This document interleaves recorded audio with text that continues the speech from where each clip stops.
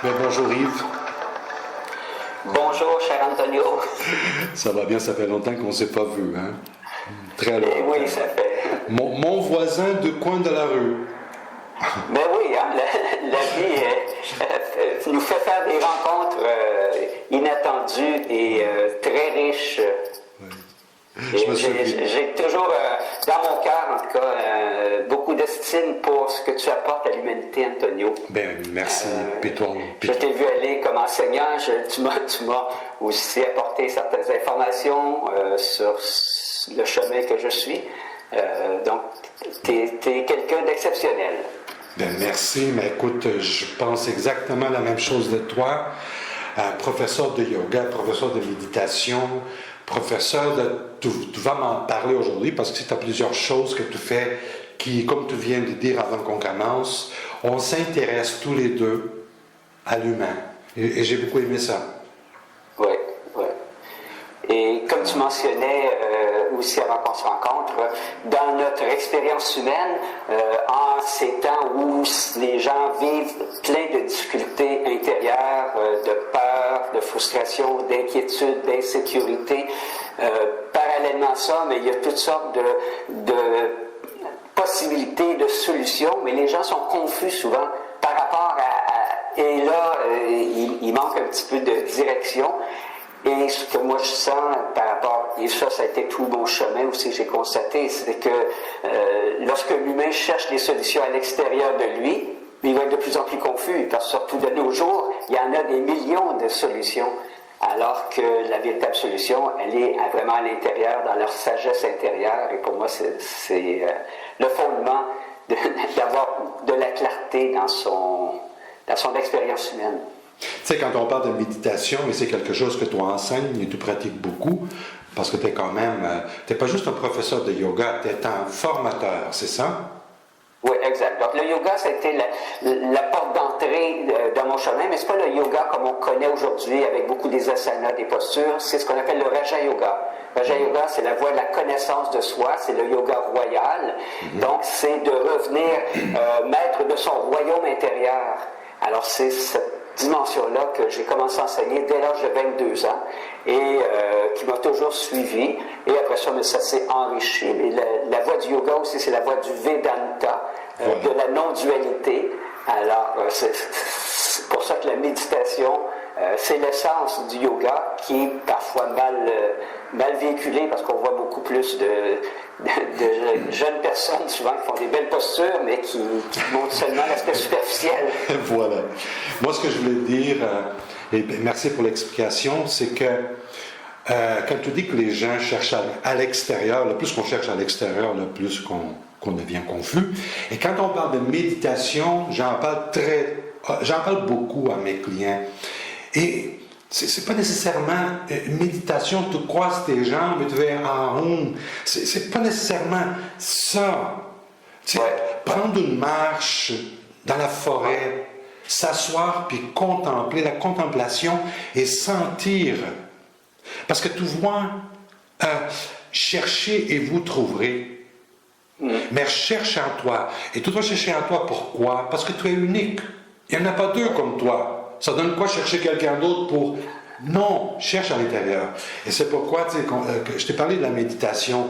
La méditation, la contemplation, le simplement être, moi tous les jours, puis là plus que jamais, même aujourd'hui, c'est ma journée de congé, puis j'en ai fait déjà des extra longues marches avec mon petit chien, tu comprends?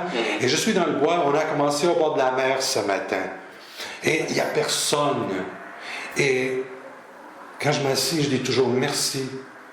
Vraiment merci d'être ici. Et je regarde autour de moi et c'est cette connexion de gratitude. Parce que tu vois, les gens sont inquiets pour ci, puis inquiets pour ça, puis inquiets pour la guerre, et je ne sais pas quoi d'autre. Mais c'est drôle, ils ne sont pas inquiets pour leur cœur. Écoute, ton cœur bat 100, 1, 0, 0, 0, 0, 1000 fois par jour, tous les jours. Où est-ce qu'il y a la batterie? Et tu n'es pas inquiet qu'il va arrêter? Peut-être tu devrais, et c'est ça, mais les gens cherchent des pilules faciles. Et ça, je veux pas offenser personne, mais écoute, ça t'appartient. Tu sais, ça fait longtemps, de nos parents qu'on entend dire « Aide-toi et le ciel t'aidera. » Mais du bois dans le feu et tu vas avoir de la chaleur. Et pas, bon, écoute, si tu me donnes de la chaleur, je te donne du bois. On va commencer par ça. Mais tu n'en auras pas chaleur. Tu comprends? Et je pense qu'aujourd'hui, avec toute l'énergie qui circule, parce que c'est beaucoup, les gens, tu vois, je regarde les messages avant de te parler, je ne peux pas répondre à ces messages. Je serai ici 2 semaines.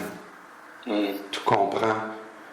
Mais j'espère qu'au moins en français, on est là tous les deux, qu'aujourd'hui on apporte une lumière. C'est-à-dire, toi, tu as une chandelle qui est allumée, sans aucune prétention. Moi, j'ai une chandelle qui est allumée. Amène-moi ta chandelle, je vais t'aider à l'allumer. Exact. C'est une transmission qui se fait. Hein. C'est comme la vie nous a été transmise. Donc physiquement et spirituellement, la vie est transmise aussi. Mais donc il faut être disponible aussi pour que cette chandelle-là soit allumée. Et cette disponibilité-là, pour moi, c'est ça la méditation, comme tu parlais tantôt. C'est un état de disponibilité à ce qui est vivant, à la présence, à la vie. Alors, effectivement, on n'a pas besoin de s'asseoir, faire des mantras, on peut en faire si on veut. Oui, absolument. Mais c'est beaucoup plus simple. C'est le retour à la simplicité. Et dans notre monde, on est rendu dans un monde compliqué. Le monde est complexe, la vie est complexe, mais elle n'est pas compliquée. Et dès qu'on cherche à compliquer les choses, on s'éloigne du vivant. Alors que méditer, c'est de revenir au vivant. Puis comme tu le dis, le vivant, mais il est à l'intérieur de soi, il est là, il est déjà là, le vivant. Alors c'est de l'alimenter, comme tu dis, donner du bois au poêle. Donc c'est d'alimenter, de nourrir ce vivant-là. Mais on a aussi un bagage qui a fait en sorte qu'on a été déconnecté, on ne croit plus à notre valeur, on a perdu contact avec notre véritable identité, on s'est formé un personnage qu'on croit, puis là on essaie d'améliorer ce personnage-là, mais ça finit pas parce qu'il ne sera jamais parfait, c'est juste un personnage. Alors que méditer, c'est enlever ce personnage-là et de laisser briller cette lumière qu'on a tous à l'intérieur. Il n'y a pas personne de meilleur, que ce soit le Dalai Lama, que ce soit un méditant depuis longtemps, un enfant, on porte tous la vie. Et la vie est lumière, la vie est paix, la vie est amour, la vie est santé.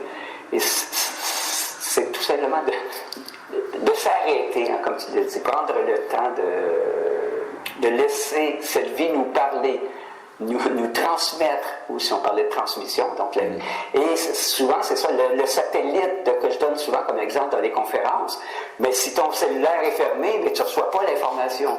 Alors c'est souvent le problème.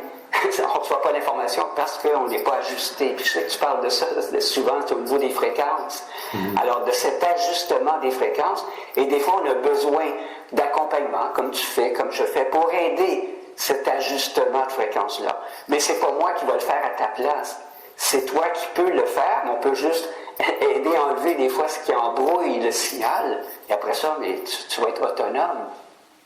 Absolument. Et c'est ce qui est plus difficile je ne sais pas si je pourrais dire expliquer, parce qu'il y a des choses qui ne s'expliquent pas. Elles doivent être vécues. C'est que quand tu rentres dans cette énergie, tu rentres dans une synchronicité où est-ce que tout, parce que tu l'as dit, et tu l'as très bien dit, la vie n'est pas compliquée, elle est complexe. Ouais. Et si toi, tu es présent, les solutions sont partout. Si tu n'es pas présent, tu n'es pas connecté, ben, tu vas passer à côté des solutions.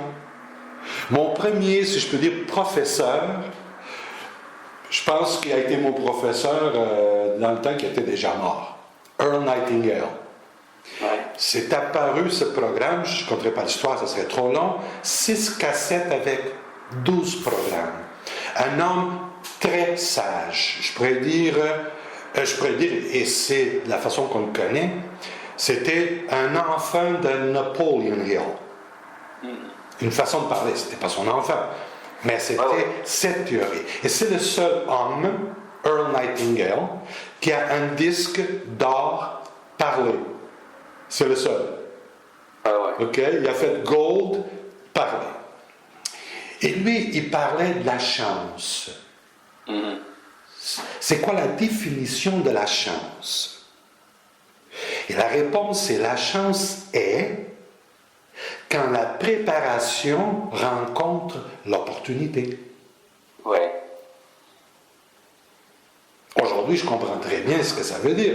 Dans le temps, peut-être pas trop, très vite. Mais c'est ça. C'est que tout est là, mais la distraction est tellement, tellement présente que voilà, c'est comme tu dis, le satellite, tu n'as pas la bonne fréquence, tu vas attirer n'importe quoi, et ce n'importe quoi, ça fait n'importe quoi. Ça crée n'importe quoi.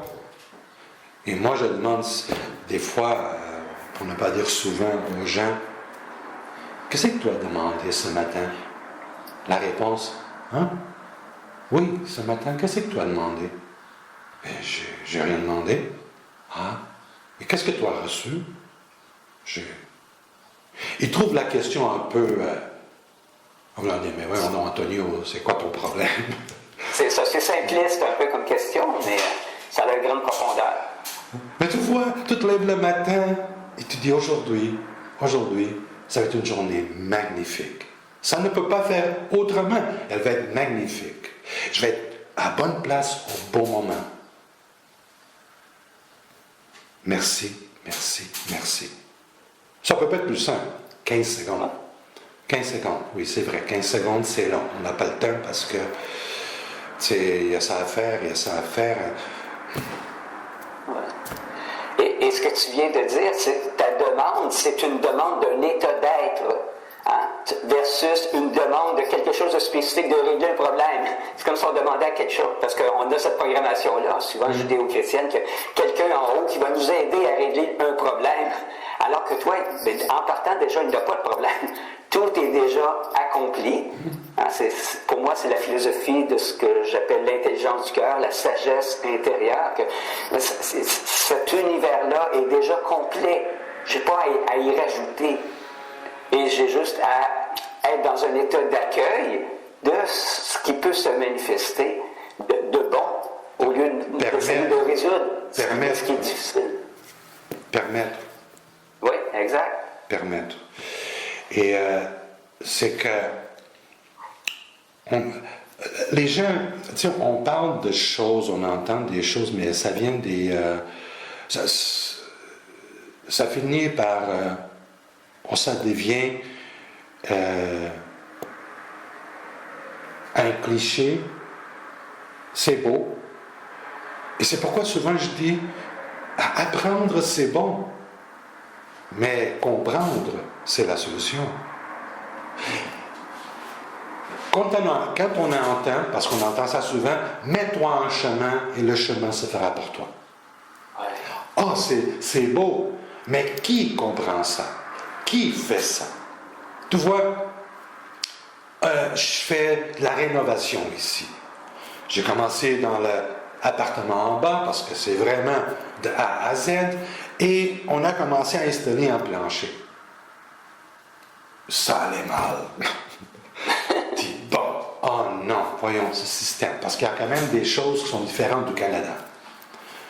Et là, je dis aux garçons qui m'aidaient, on va continuer, puis on va l'avoir. Le chemin s'est fait. Au fur et à mesure qu'on traverse ce qui était compliqué, difficile, dans la première chambre, les deux autres chambres, ça a été fait en simultané. Tu sais, on a fait un peu ici, on a coupé ici pour commencer de l'autre côté, puis on arrive à la fin, on n'a quasiment pas de perte. Puis je dis aux garçons, tu vois, quand on se met en chemin, Le chemin se fait pour nous. Mais si tu regardes ça comme un problème, ça sera un problème. Mais si tu regardes ça comme un défi, c'est une invitation, c'est une provocation saine. Voir si tu t'y mets, si tu te donnes. Mais la vie, c'est comme ça. J'ai été à Rome, puis franchement, là où on était, je n'ai pas vraiment aimé la bouffe. Pas vraiment. C'est gras, c'est... Bon, écoute. Mais, c'est sûr qu'on arrive l'après-midi, mais le lendemain, tout de suite, on a trouvé façon d'acheter... Tu sais, où est-ce qu'il y a un supermarché? Il n'y en a pas dans cette zone. Mais on a trouvé, puis on a trouvé, puis on a trouvé. Puis, le lendemain, on était en train de manger des choses faites par nous dans la chambre d'hôtel. Celle-là, je ne l'oublierai jamais parce qu'on arrive à une place qu'on ne connaît personne, on ne connaît rien, on est à la merci de... Mais encore une fois, on se met en chemin, le chemin se fait. Et ça a été agréable. Exact. Et ça marche, ça fonctionne pour n'importe quoi. Ouais. Et quand j'accompagne les gens, ce que je vois souvent, cette difficulté de se mettre en chemin, c'est qu'il y a un manque de sécurité. Les gens ont besoin d'être en sécurité à l'extérieur pour pouvoir faire les pas, parce qu'ils sont dans le doute, alors que la sécurité ne viendra jamais à l'extérieur. On ne peut pas contrôler l'extérieur. Cette sécurité est à l'intérieur, et comme tu dis, tu fais le pas dans le vide, mais la vie te donne la marche pour appuyer ton pas, et ainsi de suite, continuellement. Et qui fait que la vie est une exploration, c'est une découverte, au lieu d'avoir, sinon ça serait ennuyeux. Si on saurait tout à l'avance, tout serait réglé à l'avance, on s'ennuierait à mourir. Alors qu'au contraire, là, c'est de l'inconnu. J'accompagne avec une méthode qui s'appelle la méthode PEACE, qui permet d'accéder à l'inconnu, au champ quantique. Ça s'appelle comment? PEACE. Peace? P-E-A, oui, PEACE. Processus empathique d'abandon corporel et émotionnel. Okay. Alors, on entre dans un espace où on ne connaît rien, où on ne sait rien, où on ne fait rien, et on laisse faire la vie. Et on fait confiance. C'est la foi, c'est plus que la confiance, c'est la foi en la vie. Et on a perdu cette capacité d'avoir cette foi parce qu'on a besoin de contrôler, on a besoin de savoir, on a besoin de préparer, de se sécuriser. Alors que, ben non, la sécurité n'existe pas. Il n'y a rien de sûr, il n'y a rien d'assuré à l'avance, sauf le soutien de la vie, je pense, qui est là toujours pour nous donner les petites indications qu'on a besoin, ton pain quotidien, manger ce que tu souhaites. Au lieu de chialer et dire « Ah, c'est méchant, c'est blanc », ben non, on se revient de bord, puis on trouve ce qui est nécessaire à chaque instant. La vie se dévoile à chaque instant. Pour moi, cette approche-là, qui est l'approche aussi de la non-dualité qu'on parlait un peu avant de se rencontrer en méditation, c'est cette capacité d'être la vie. C'est plus de la vie qui se vit, mais je suis la vie. Donc la vie ne peut pas manquer rien. Elle est toujours complète. Alors que les gens, la plupart du temps, ils se sentent incomplets, puis ils sont toujours dans le manque et qu'on cherche à l'extérieur, comme on l'a mentionné tantôt. C'est un bel exemple que tu étais la vie qui se laissait guider par son intelligence. Je donne souvent l'exemple, ça fait pas très longtemps, là. On parle de 1500, 1500, ça fait pas très longtemps. Et si toi, tu es au Canada, et si moi, j'ai vécu et je vis au Canada, c'est grâce à ce qu'on vient de dire. Parce que quand les Européens se sont mis à la mer, qu'est-ce qu'il y avait comme garantie? Beaucoup d'eau et encore beaucoup d'eau. Ouais. Ah, puis peut-être la fin du monde est juste de l'autre côté. Non, ils sont mis en chemin. Et grâce à eux, on a découvert, puis on vit dans un continent très, très riche et abondant. Quelles étaient les assurances qu'il y avait? Les certitudes? Zéro. Zéro, oui. Ils sont mis en chemin, puis le chemin s'est fait. Regarde. Je suis content que tu parles de certitude aussi, Antonio, parce que c'est ça, c'est que à la fois, il n'y en a aucune certitude, mais en même temps, les gens vivent dans plein de certitudes. Mais ce sont des fausses certitudes, qui sont, des fois, on va les appeler des croyances, mais qui vont justement les empêcher de se mettre en route sur ce chemin-là. J'ai des clients qui sont malheureux parce que le plan financier, ils n'ont pas d'argent. Il y a trop de mois à la fin de leur argent. Et voilà. Après, j'en ai d'autres qui sont dans l'argent, millionnaires. J'ai même une famille que je nommerai pas de clients millionnaires. Il va voir sa sœur, mais avant d'aller voir sa sœur, il regarde comment est-ce que c'est le trafic pour voir si je prends l'hélicoptère ou je m'en vais en auto. Puis moi, je peux dire une chose. Si je placerais les deux cas dans un graphique, ça donnerait la même chose. Oui. Oui.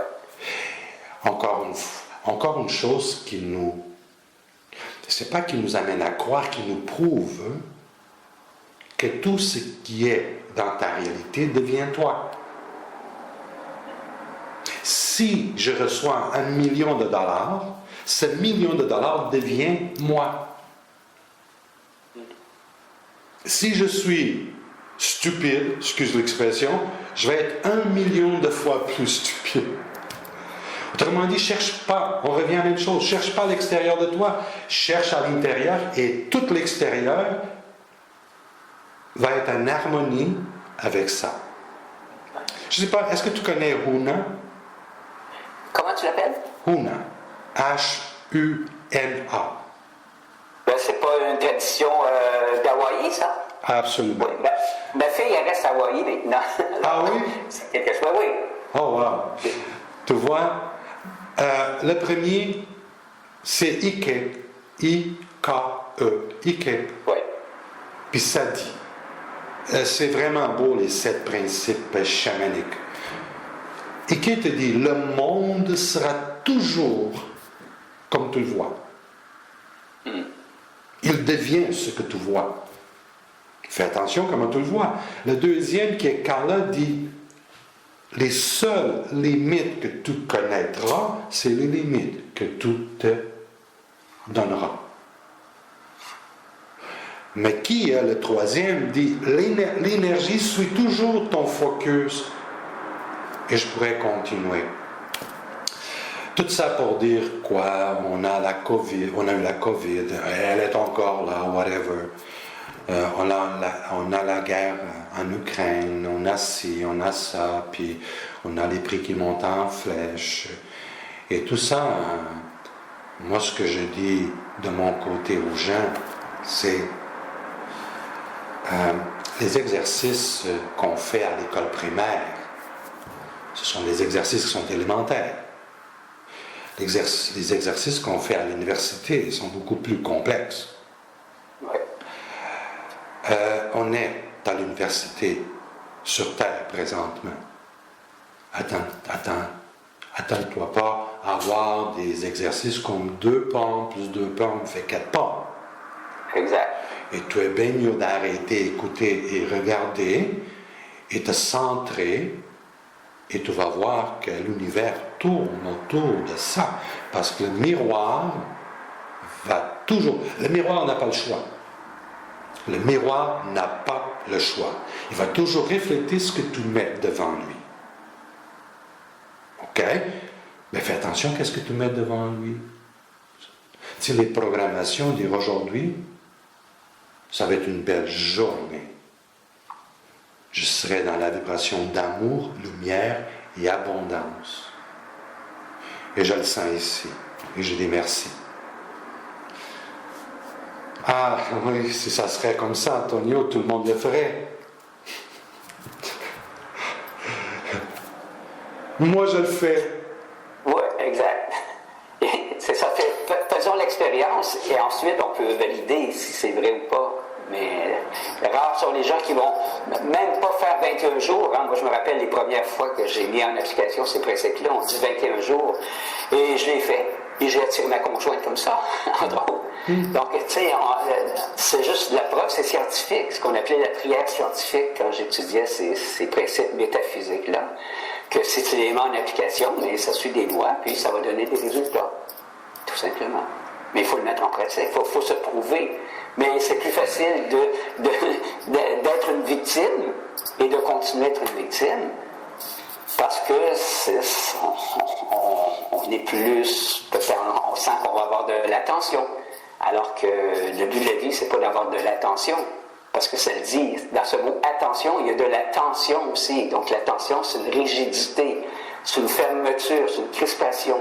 Et je reviens à la méthode PEACE. La méthode PEACE, c'est justement pour prendre conscience qu'on vit dans un espace très limité si on reste prisonnier de ces tensions-là, qui viennent souvent de très loin, de programmation, comme tu as mentionné, ou d'expériences qui ont marqué notre petite enfance à la base et qui ont réduit la capacité de recevoir le flux de circulation de cette information quantique qu'on pourrait appeler, qui est une information qui est infinie.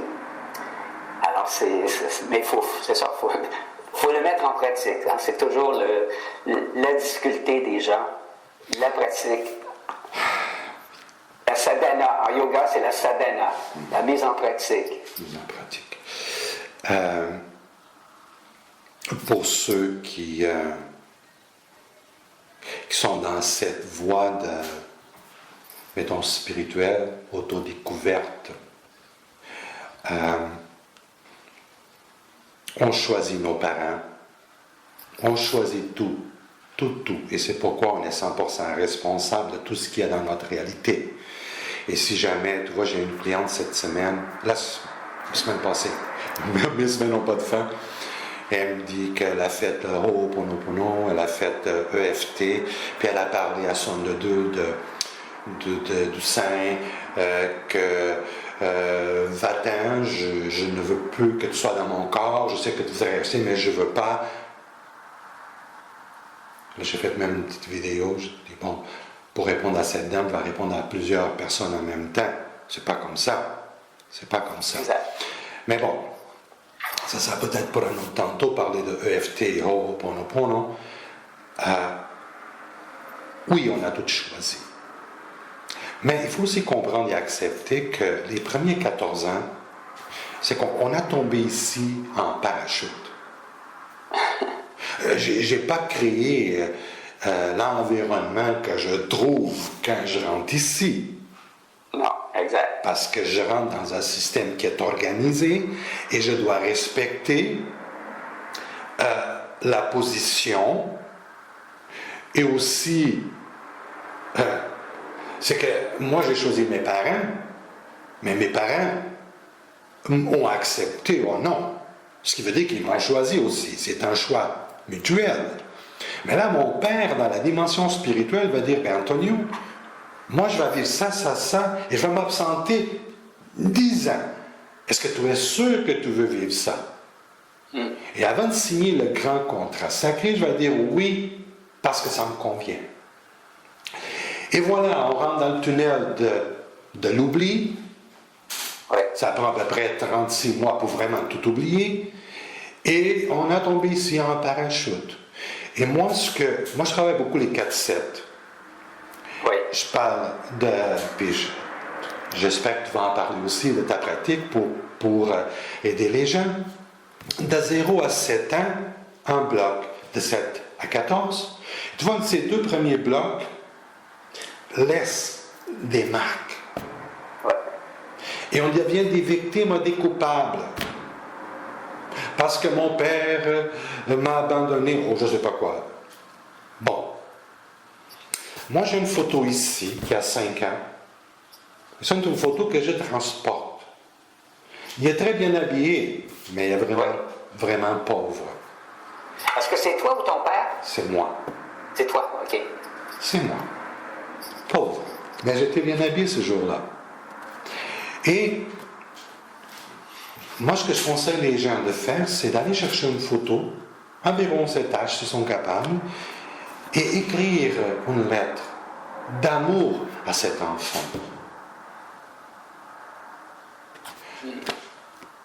Ton futur, qui est mon passé, est devenu pour nous notre trésor. Et je vais lui dire tout ce qu'il va vivre. Mais je vais lui dire aussi que je suis ici pour lui. Et que toi, tu es tout ce qui compte pour moi.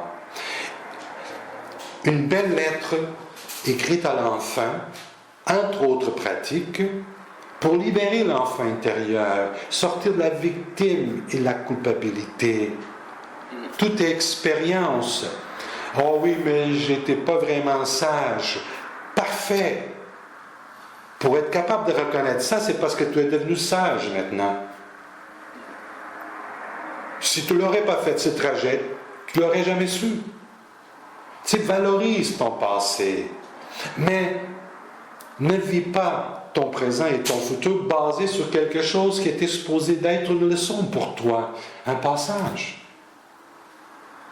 Et c'est que je vois beaucoup, probablement la totalité, des gens qui transportent des blessures des premiers 14 ans. Ouais. De 14 à 21, c'est l'autre 7. Il y a la rebelle qui se forme. Et de 21 à 28, c'est la fin de tes jours. À 28 ans, tu es mort. Après, ça prend plus ou moins 60 ans pour t'enterrer, mais tu es mort. Pourquoi? Parce que tu n'es plus toi. Tu es devenu le résultat ou la victime ou whatever d'un programme. Oui, tout à fait. Tout à fait. Mais c'est pas toi, ça. Parce que le corps qui a été abusé quand tu avais 8 ans, je m'excuse, mais déjà dans un oiseau, dans un je ne sais pas où, parce que ton corps change 6 milliards de cellules par jour. Je fais ça. Il y a assez de mon corps ici pour que la police me trouve n'importe où. J'ai pas le même corps que j'avais hier. Ça veut dire quoi? Ça veut dire que je transporte tout simplement une mémoire. Mais il faut faire attention parce que cette mémoire peut créer un cancer en toi. Oui. Est-ce que ça vaut la peine de transporter cette lumière? Est-ce que tout est déjà assis et médité pour essayer de comprendre pourquoi tu as choisi cette option? Est-ce que c'est pour guérir, purifier quelque chose d'une vie antérieure? Ou c'est pour gagner de la force dans celle-ci? Si c'est arrivé, c'est parce que c'était dans le programme. Ou c'était une option. Et tu l'as pris, l'option. Mais là, sois plus fort à cause de ça, pas plus faible.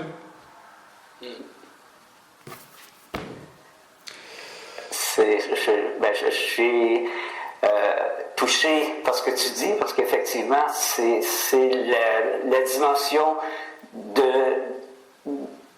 l'être qui s'est incarné, comme tu mentionnes, et dans mon langage, parce que là, je vais utiliser plus mon langage, mais qui est exactement la même chose. C'est-à-dire que cet être-là qui est la vie, pour moi, la vie qui est la conscience, et cette conscience-là est venue expérimenter ici, comme tu l'as mentionné, une université, un laboratoire, et tranquillement s'est forgé un oubli. Donc cet oubli-là a été créé par un personnage. Moi, je vais l'appeler le personnage.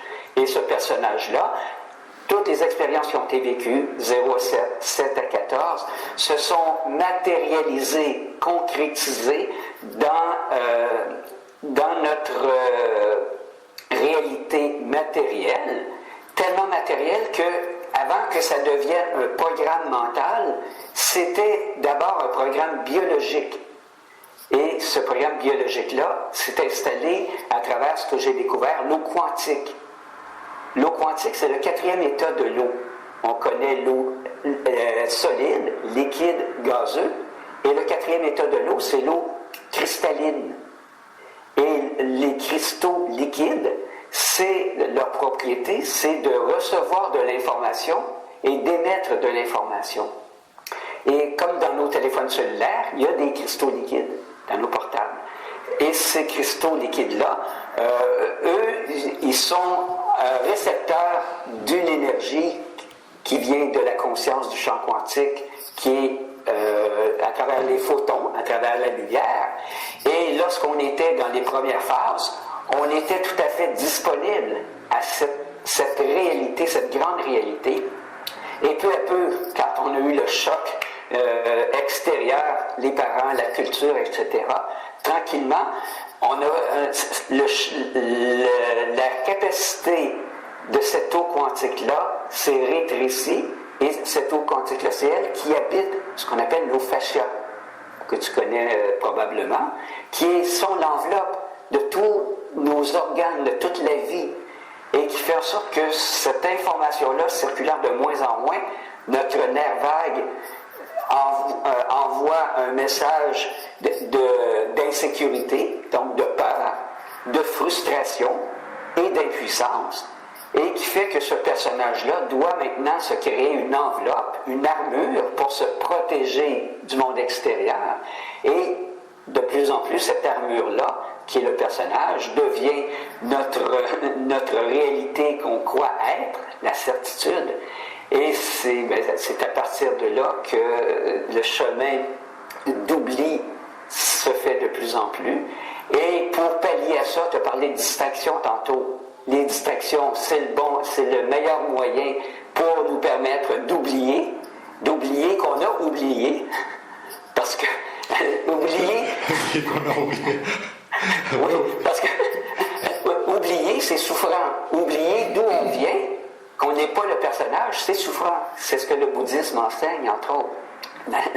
La première cause de la souffrance, c'est cet oubli-là.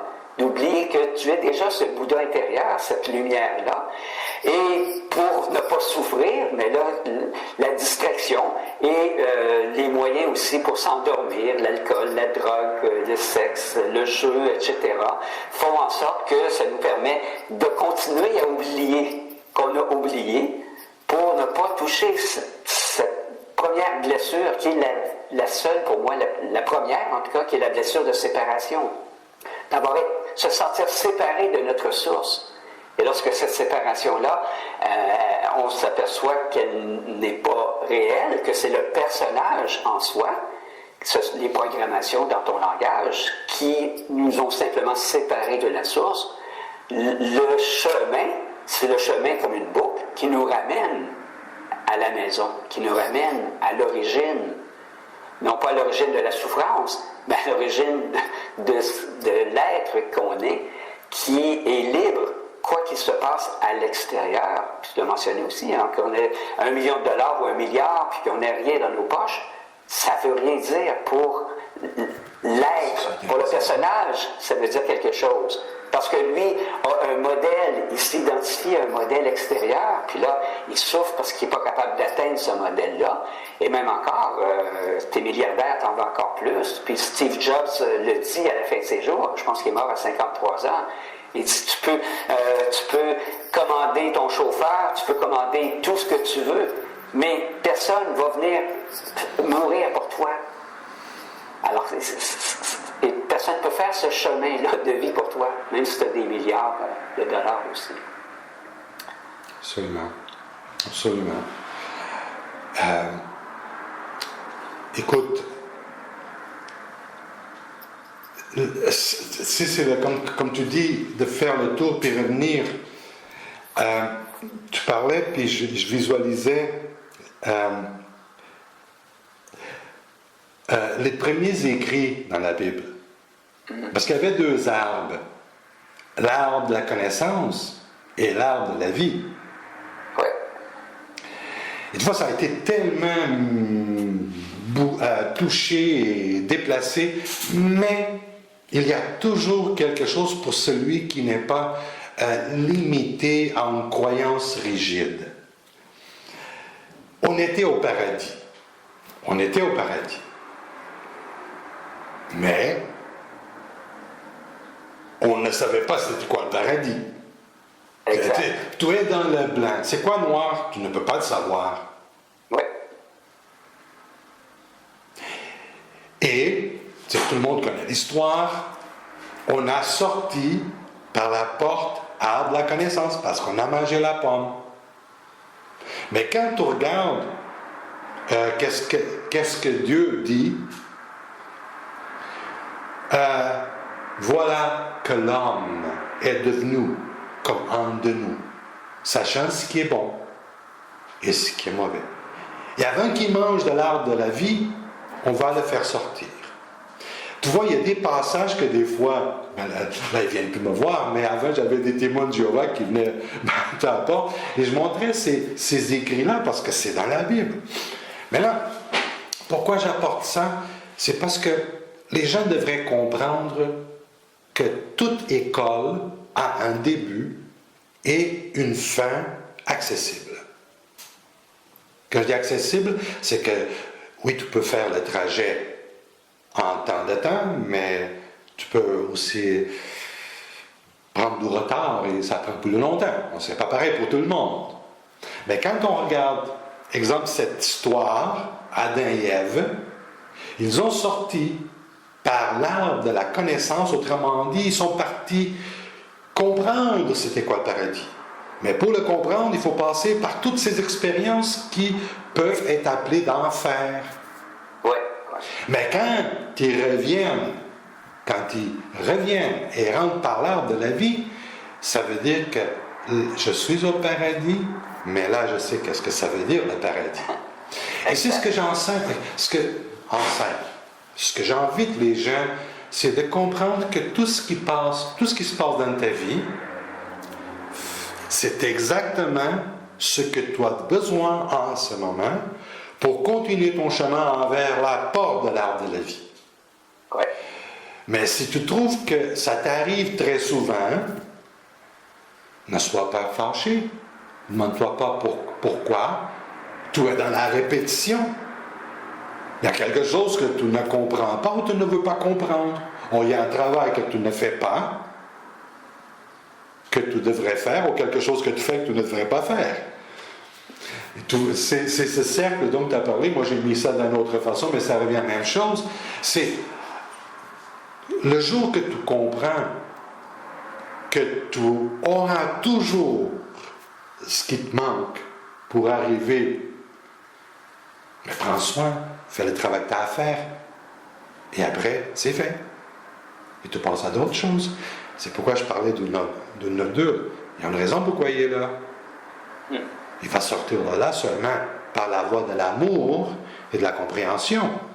Tu dois lui parler avec amour. Il est merci. Merci parce que ta présence m'amène à un état de conscience différent. Ouais. Et cette manifestation-là, c'est la vie aussi. Donc tout est la vie, tout est la conscience, tout est Dieu, si on utilise ce terme-là. Alors il n'y a plus le bien et le mal, c'est comme s'il y avait Dieu et plus Dieu, ou la conscience et plus pas de conscience, la vie et pas la vie. Ben non, tout est la vie, que ce soit une maladie, un symptôme, une faillite ou quoi que ce soit. Puis tu l'as dit, oui, c'est un moyen que cette conscience a choisi pour nous ramener à l'origine, pour nous ramener à réaliser c'est quoi ta vraie nature finalement, quelle est ton essence. Et ton essence a besoin de la perdre pour pouvoir la retrouver. Et ça, c'est tellement simple quand on l'a réalisé, mais on s'apprend du temps à le réaliser parce qu'on se bat contre plein de choses qui finalement ne méritent pas qu'on se batte parce que ce sont nos alliés. Alors qu'on retarde la fin des classes, comme tu dis, qui arrive bientôt pour les jeunes étudiants. Donc, on retarde la fin des classes en se battant, en vouloir changer les choses, alors qu'il n'y a rien à changer. C'est plus, comme tu dis, toi, dans ton langage, la compréhension. ou mettre de la lumière. Moi, la voie que j'enseigne aussi, j'accompagne les gens dans un processus tous les mois où on se rencontre dans un cercle de sages, mais sages rebelles. Rebelles, pas dans la phase de l'adolescence. J'aimerais que tu en parles un peu parce que tu m'as envoyé un communiqué, puis j'ai trouvé ça intéressant. Le sage rebelle, est-ce que tu veux nous en parler? Oui. Ben, c'est le paradoxe. D'abord, on apprend à accueillir le paradoxe. Le paradoxe, c'est d'être capable d'accueillir deux réalités qui semblent contradictoires et qui semblent s'opposer. Et qu'habituellement, l'humain, il croit qu'en enlevant un, il va atteindre l'autre. Alors qu'ici, cette capacité d'accueillir, donc supposons que je me sens triste, on se dit, mais si j'ai de la joie, la tristesse va disparaître. Alors que les deux peuvent coexister, parce que les deux viennent de la même source. Et donc ça, c'est la sagesse. Le sage, c'est la capacité d'avoir de la clarté, de voir clair dans les situations qui sont pas évidentes dans un œil du personnage. Le personnage va voir les situations de sa vie comme étant une menace, alors que la clarté, qui est le sage, va lui permettre d'avoir une lucidité. Lucifer, ça veut dire Lucie, c'est la lumière. Donc de voir clair sur ce chemin-là. Et c'est ça que souvent qu'on manque. Donc la clarté, elle se fait aussi à travers un cercle. Le cercle est utilisé depuis la nuit des temps pour se permettre d'être entendu en tant qu'être humain dans notre noirceur. Parce que la plus grande difficulté de l'humain, son ego, il ne veut pas révéler sa noirceur, parce qu'il a peur du regard de l'autre. Alors à travers le cercle du sage rebelle, ça nous permet d'avoir un regard humain, sans jugement, où on peut se révéler dans tout ce qui est présent, et par la présence amplifiée du groupe, ça nous permet d'accéder à notre propre lumière aussi. Et pourquoi tu l'appelles rebelle? Et le rebelle, c'est la partie... Laisse-moi voir si... Parce que j'ai pas lu, puis avant que tu l'expliques, juste pour voir si je l'ai catché. Oui. Est-ce que quand tu parles de rebelle, c'est le courage d'être toi-même face à la société? Est-ce que ça a rapport avec ça? Absolument, effectivement. Donc, c'est la partie de soi qui est dans cette sagesse, ou qui est la conscience, qui ne peut pas accepter d'être différent de ce qu'il est dans sa véritable nature. Donc, tout ce qui cherche à nous changer, à nous améliorer. Et malheureusement, ce qu'on voit de nos jours, qui est très populaire, c'est le développement personnel. Comme si on n'était jamais assez. Il faut se changer, s'améliorer, atteindre l'illumination, atteindre l'éveil, etc. Alors que, qui nous a dit qu'il fallait atteindre quelque chose? On est dans un modèle masculin. Et le rebelle dit non. Ce modèle-là, c'est beaucoup plus un modèle féminin intérieur. Donc, le rebelle, c'est face à une autorité extérieure qui voudrait diriger, guider, contrôler le chemin de vie que je devrais suivre. Donc, c'est les certitudes que je te mentionnais tantôt, les croyances, les valeurs qui sont forgées de l'extérieur. Alors que ce sage rebelle-là, mais c'est cette capacité de faire le pas et d'avoir cette foi en la vie qui ne peut être que honorée, alors qu'à l'extérieur, on est prisonnier. Ça peut être des prisons dorées, mais on est prisonnier. Alors le rebelle, c'est de sortir de la prison, pas vouloir changer un système, mais juste dire non. Et quand je dis non à ce qui veut être imposé de l'extérieur, je dis oui à la vie. Et j'ai écrit un livre qui s'appelle justement « Oui à la vie » à chaque instant. Et c'est pas facile parce que on a besoin d'identification, hein, c'est un besoin humain, donc c'est le besoin de la communauté et de se rattacher à des valeurs communes, besoin d'attachement en psychologie qu'on parle. Et ce besoin d'attachement, des fois, nous joue un piège parce qu'on n'a pas eu un attachement sécure. Donc, on va aller chercher la sécurité dans un groupe qui ont des croyances qui nous semblent valables, donc on va donner notre pouvoir à ce groupe-là, et là, ça devient nos croyances, mais on reste encore dans une croyance, dans une certitude, alors que le rebelle n'a plus de certitude. Parce que, comme on a mentionné, la vie est incertaine.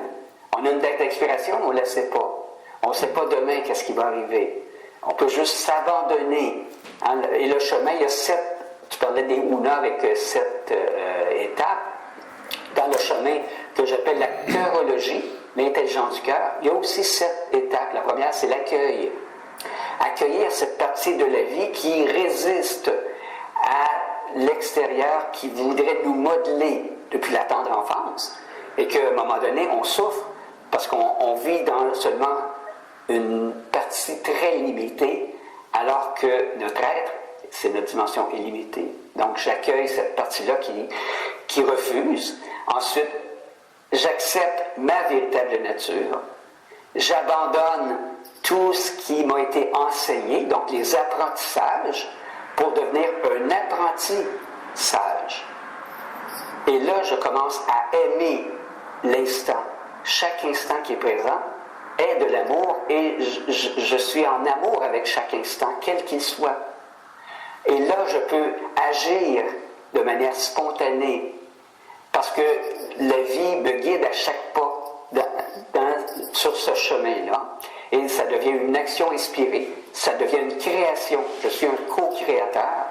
Et le 7e, c'est tous des A, c'est l'accomplissement. Donc le destin divin s'accomplit à travers soi, au lieu de chercher moi à accomplir des choses dans ma vie pour avoir de la valeur. Donc c'est le chemin du sage rebelle. Merci de me permettre de le partager. Mais oui, très très très bien. Tu parles de rebelle, et moi je ne sais pas pourquoi, il y a peut-être je ne sais pas, 2-3 ans ou plus, que j'appelle être spirituellement égoïste. Oui. Ça revient pas mal à ce que tu dis, c'est de se comprendre et d'être.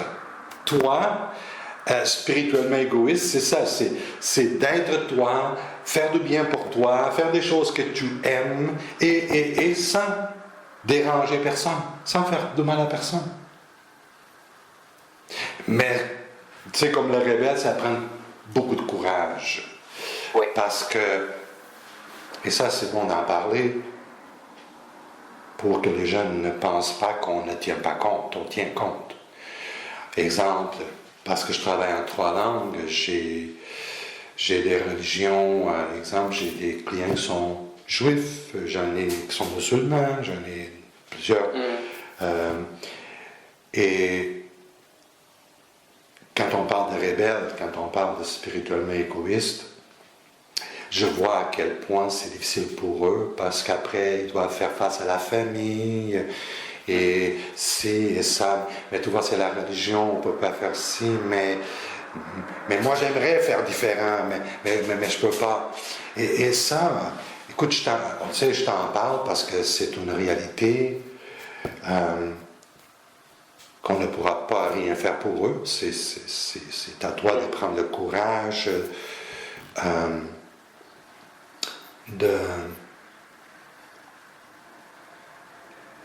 parce que tu changes de niveau et il y a beaucoup de gens qui ne suivront pas. Mais c'est toi, tu es dépendant. Mais encore là, c'est pas toi, tout n'est pas toi. Mais ça, c'est quelque chose que je vois souvent.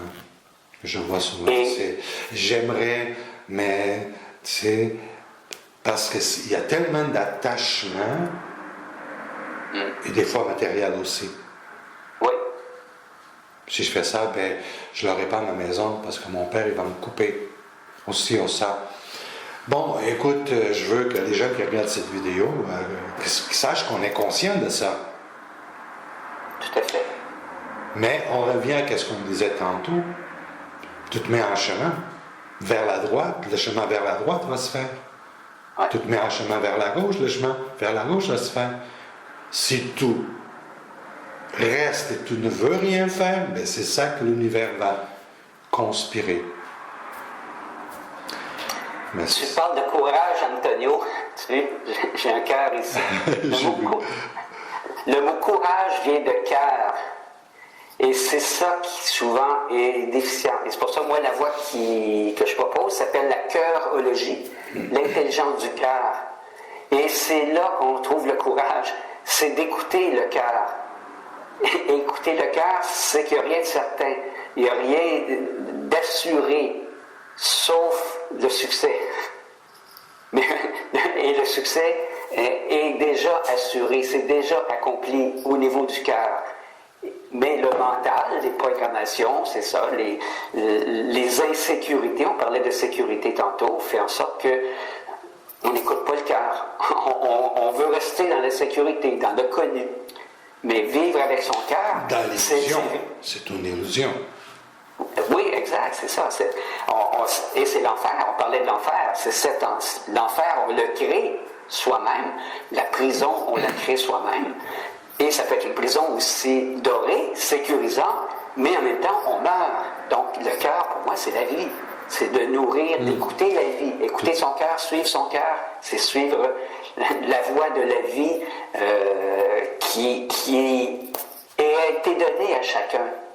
C'est la sagesse, c'est l'élan de vie, ou si j'appelle ça l'élan de vie. Tu te parles de sécurité dorée. Quelque chose comme ça? Oui. Tu me fais penser à... Et ça, c'est un exemple pour beaucoup de gens. Je vais dire un garçon parce qu'il avait juste 40 quelques années. Puis, il m'a consulté à Saint-Lazare. Puis, il travaillait pour la ville de Montréal.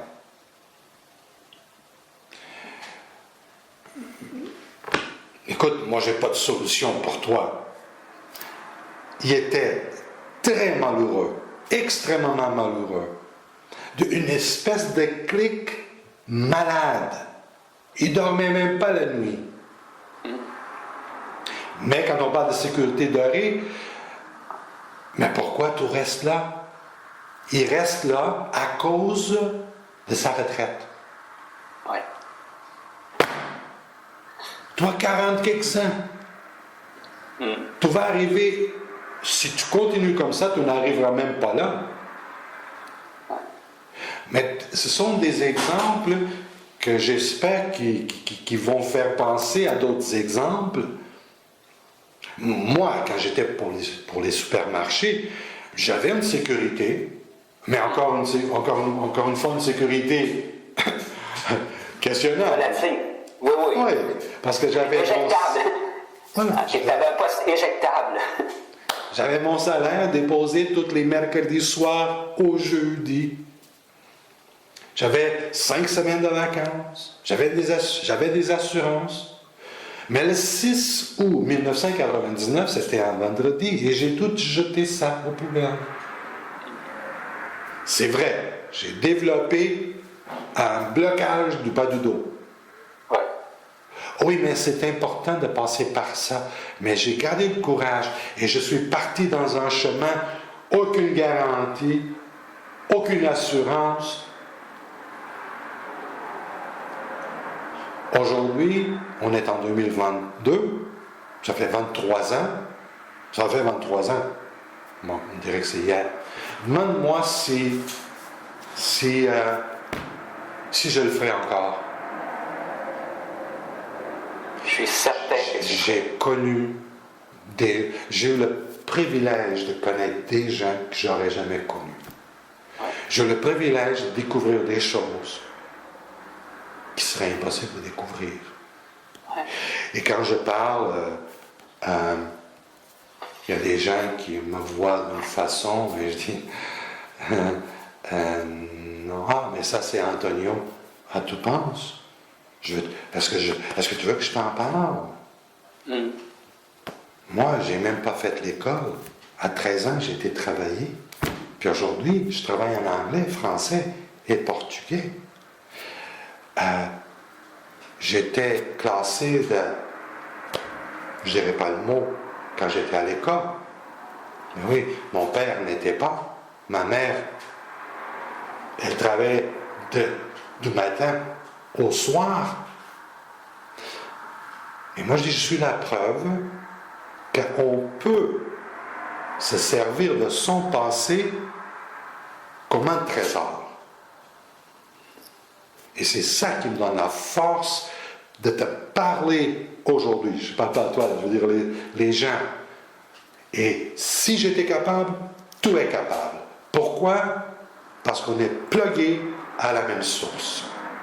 Exact. Et la seule différence qu'il peut y avoir entre toi et moi, c'est qu'est-ce que tu fais avec les 24 heures qui t'ont été données par jour.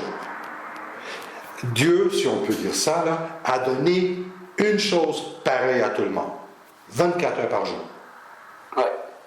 Et ta vie sera toujours le résultat de ce que tu fais avec ces 24 heures. Est-ce que tu as déjà entendu parler de taxi? Taxi? Oui. Non? Non?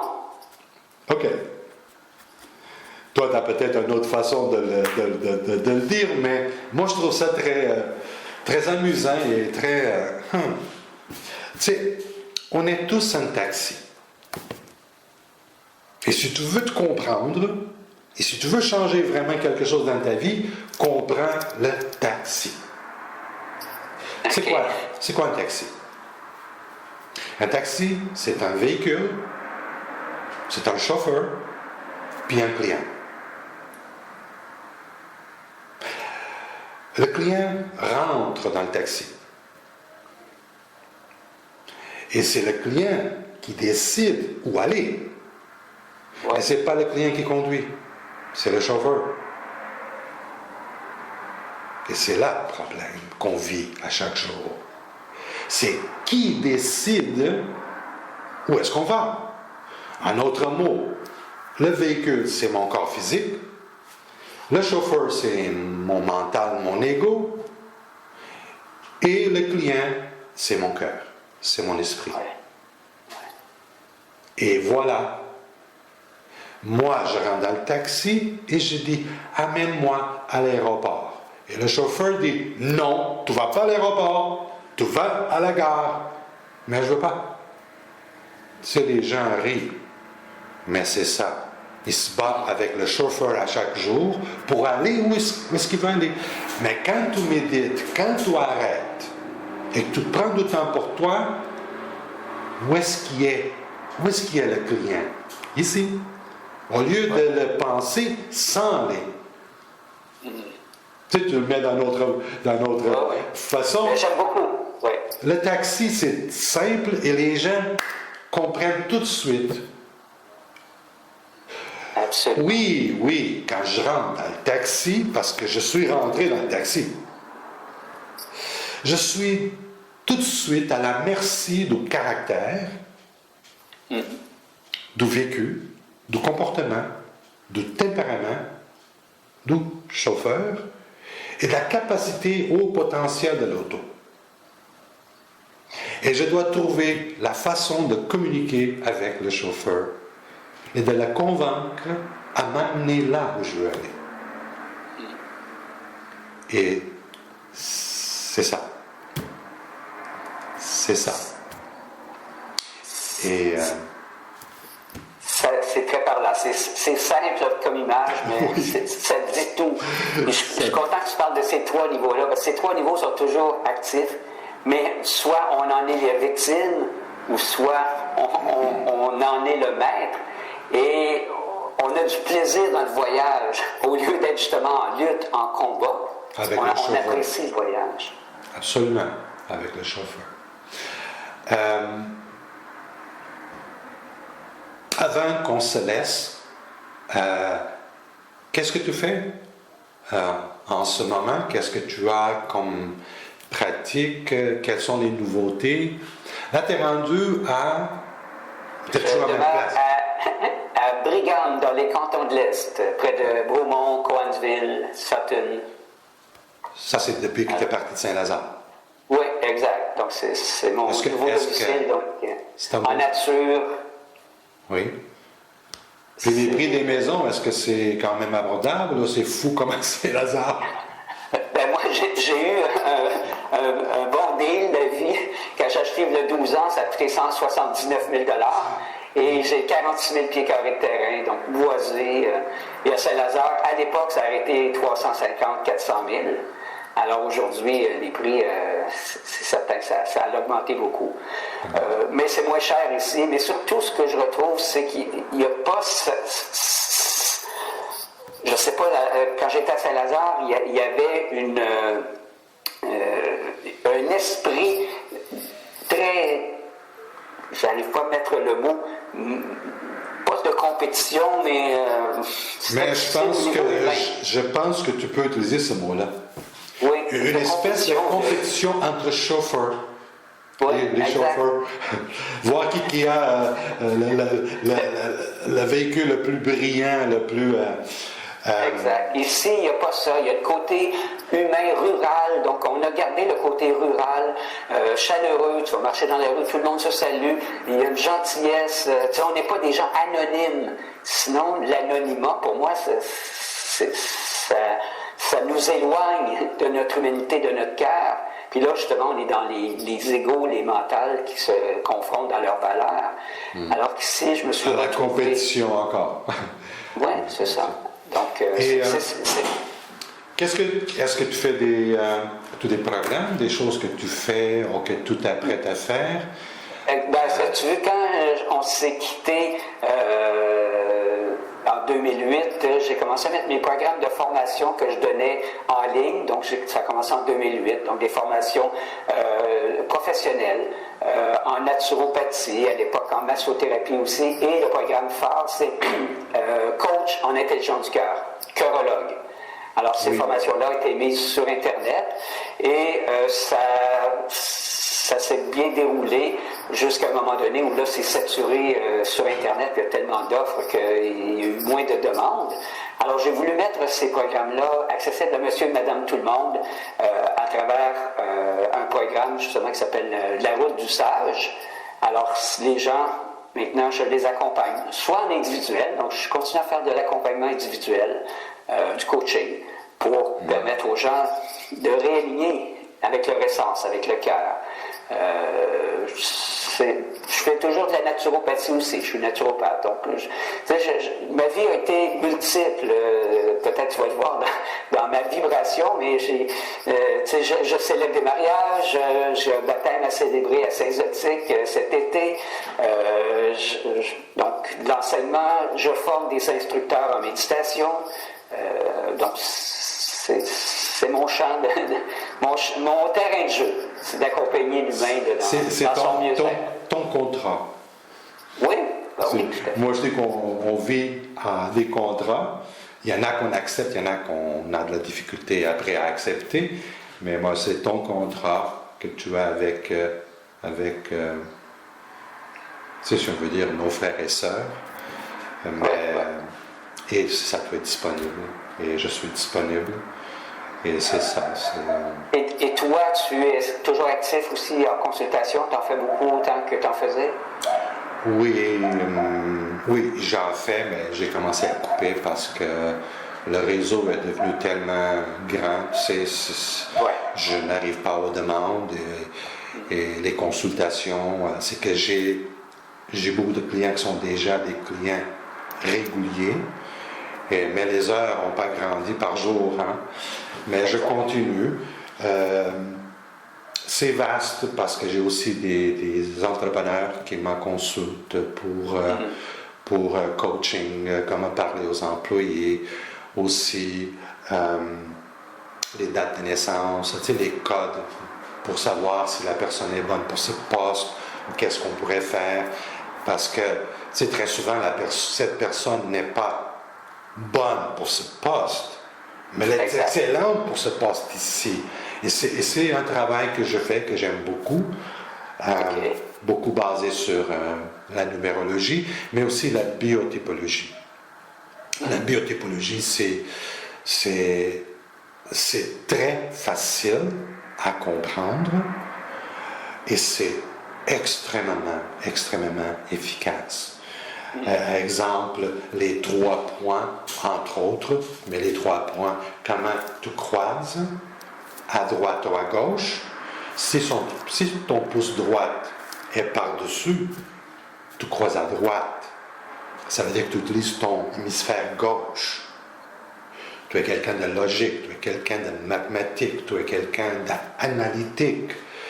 Et tout ce que tu fais, quand tu le fais, c'est déjà pensé d'avance. C'est déjà structuré d'avance.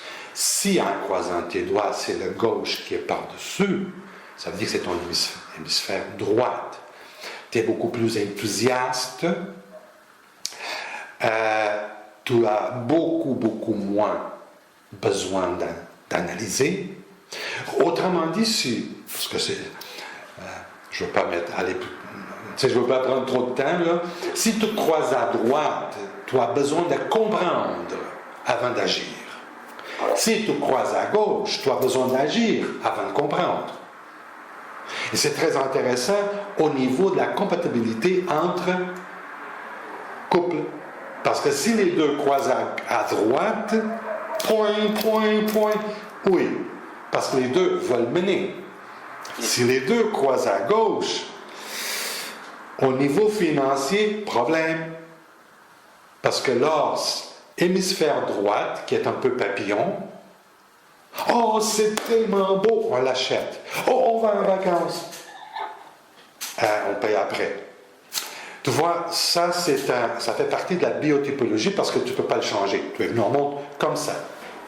C'est congénital. L'autre, c'est est-ce que les mains sont chaudes ou froides? Si elles sont chaudes, ça veut dire que tu as du combustible, tu as de l'énergie. Si elles sont froides, tu n'as pas de combustible, tu n'as pas d'énergie. Autrement dit, si on te demande trop, ça ne fonctionnera pas. Tu ne suivras pas. Parce que tu es beaucoup plus dans le sentir. Si tes mains sont humides, tu n'as pas de moteur. Si les mains sont sèches, tu as un moteur. Tu vois, c'est très intéressant cette pratique. Et aussi au niveau des doigts. Parce que les mains, en réalité, c'est la partie physique de ton cerveau. Quelqu'un qui a ce petit doigt en bas de cette ligne, c'est une personne très timide, très insécure. On va avoir, tu vois, ça dépasse. Et toi aussi, ça dépasse. Oui, ça dépasse. Mais quand c'est en bas, tu vois, cette partie, parce que je vais écrire un livre sur la biotypologie. Et ça, c'est congénital. C'est pas génétique, c'est congénital. Tu es venu avec ça. Tu comprends? Et si tu as un client que ce doigt est très court, ça arrive plus chez les femmes, l'insécurité a été vraiment et profondément installée. On va avoir plus d'ouvrages avec cette cliente. Ouais. Si elle est au-dessus, la personne est confiante. La personne va aller. La personne va parler. C'est tout ça, tu comprends? Exemple, si ce doigt ici sort très comme ça, c'est une personne qui va arrêter au stop dans le désert. Il n'y a personne, mais il y a un stop. Il arrête. Mais pourquoi tu arrêtes? Parce qu'il y a un stop. Ah, mais il n'y a personne. Ah non. On suit les règles. On suit les règles. Ouais. Si c'est court comme moi, exemple que c'est court, moi j'ai beaucoup de difficultés avec les règles. Et ça c'est très intéressant. C'est pas la chirologie. Non, okay. C'est pas la chiromancie. C'est la biotypologie. Tout est fait comme ça. Et ça c'est très intéressant.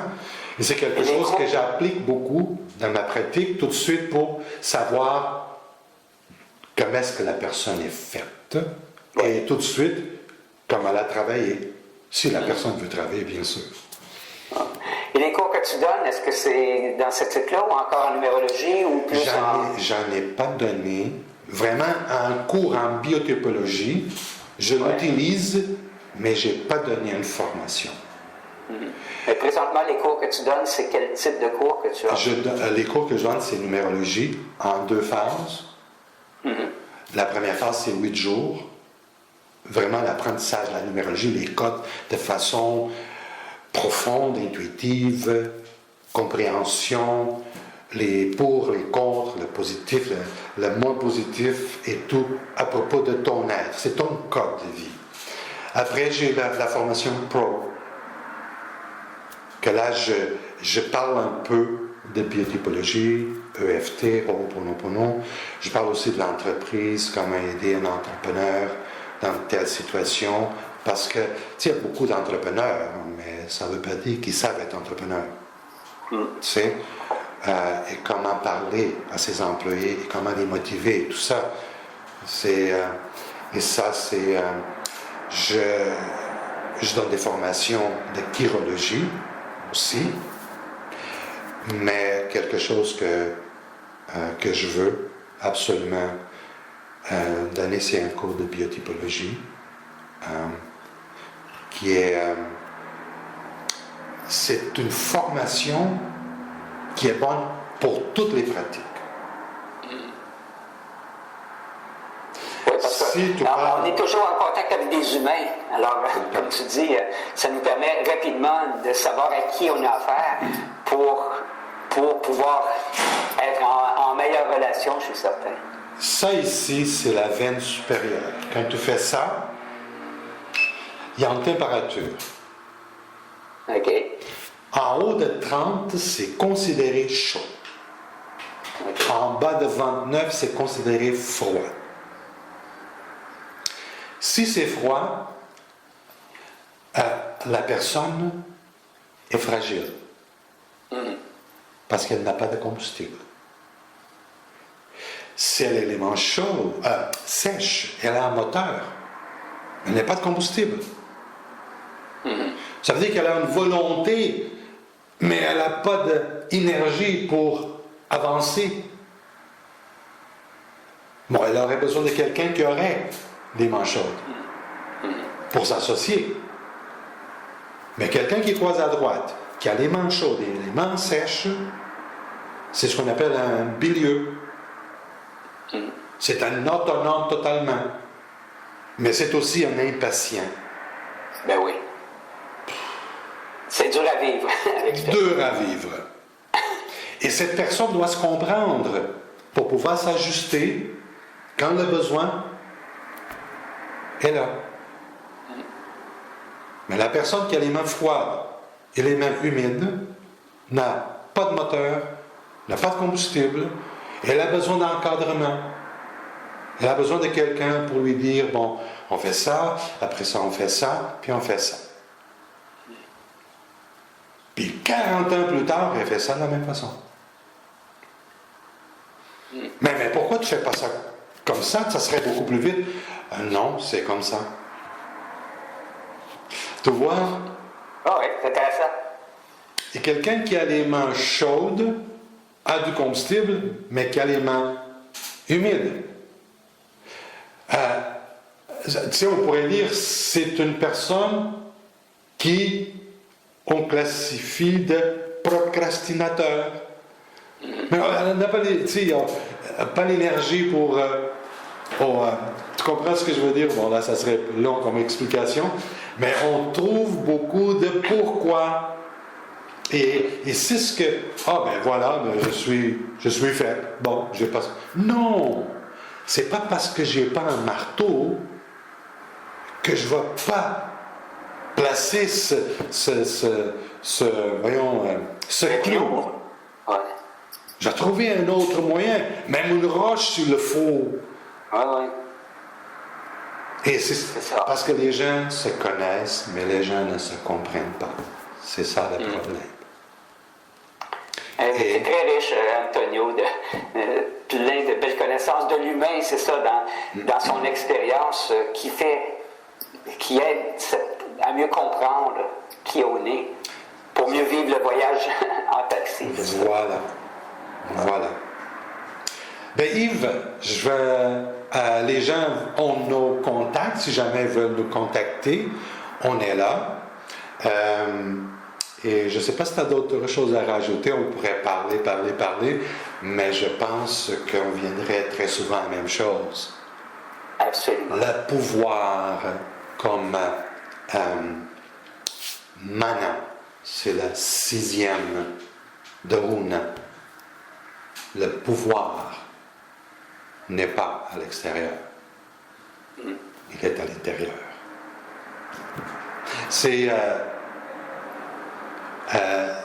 C'est sûr que tu connais d'autres systèmes, mais Runa est très intéressant. Vu que ta fille est à Hawaï, ben, tu vas le lire et tu dis, ben oui, c'est ça que je fais, c'est ça que j'enseigne.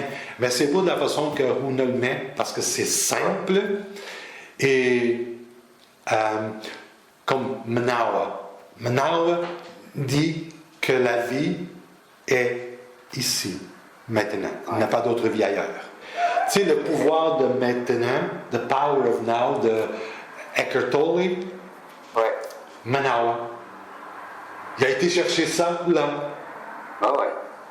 C'est ça, c'est l'universalité. Hein. Ces principes-là, c'est des lois universelles. Et je trouve intéressant d'avoir des fois une certaine liste, parce que ça me donne une carte routière. Et souvent, c'est ce que les gens oublient. Ils cherchent tellement ailleurs que là, ils sont mêlés, alors qu'on peut retrouver les mêmes informations, mais ensuite, quand tu as la carte, fais le voyage avec la carte. Arrête de chercher une autre carte puis une autre carte. L'important, c'est d'en prendre une et faire le voyage avec. Et après, on peut la mettre de côté, en prendre une autre, mais au moins faire un bout de chemin avec une carte, ça aide. Comme le GPS, maintenant, on n'utilise plus des cartes, c'est des GPS. Mais pour nous aider à faire une partie du chemin, ces principes-là sont essentiels.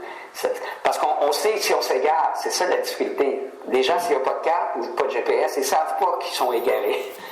Et là, mais en terminant, j'utilise l'image du pilote automatique. Tu sais. Le pilote automatique, on croit qu'on prend l'avion ici, Montréal-Paris, puis ça s'en va à ligne droite. Mais non, c'est à 99%, c'est toujours à côté de la traque, et le pilote automatique nous ramène. Et le pilote automatique est ici, c'est le cœur.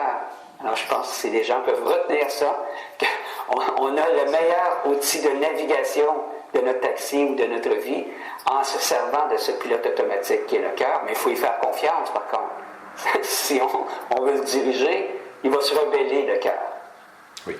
Voilà mon mot de la fin. Et quand tu parles de GPS qui nous aide à faire le chemin, oui, il nous aide à faire le chemin, mais il faut que tu programmes où tu veux aller. Exact. Prends le temps de où tu veux aller. Et tu sais, c'est comme aide-toi et le ciel t'aidera. Mais fais le pas que toi tu dois faire. Il faut sortir du stationnement. Parce que si on est en reste de stationnement, il n'y a aucune information qui m'a été donnée. Et il ne faut pas être dans un tunnel aussi. Les gens, on parlait tantôt du personnage. Le personnage, c'est le tunnel. C'est lui qui nous empêche d'entendre l'information du GPS. Et ça, pour moi, en tout cas, c'est ma force. Moi, ce que je travaille avec les gens, c'est d'enlever le tunnel pour pouvoir capter le signal le plus clairement possible. Voilà. Yves, merci beaucoup. Sûrement, on va en parler une autre fois d'autres choses, donner le même message dans d'autres mots pour essayer de rentrer dans le cœur de certaines personnes. Ouais, on pourra se donner un thème à ce moment-là, et là, on pourra rester absolument. aligné sur ce thème-là. Absolument. Et même, je suis sûr que tu es d'accord, parce que je le sens, probablement un de ces jours, ou peut-être à l'automne, on pourrait inviter des gens à remplir l'écran. Moi, j'ai le droit jusqu'à 100 personnes et avoir cette... un feedback, hein, on a besoin aussi de recevoir. Absolument. Et des questions qui amènent à des réponses, qui amènent à des questions, qui amènent à des réponses. Et écoute, c'est ça la lumière. Yves, bon projet. Merci beaucoup. Et à tantôt. À bientôt. Bye bye. Bye bye.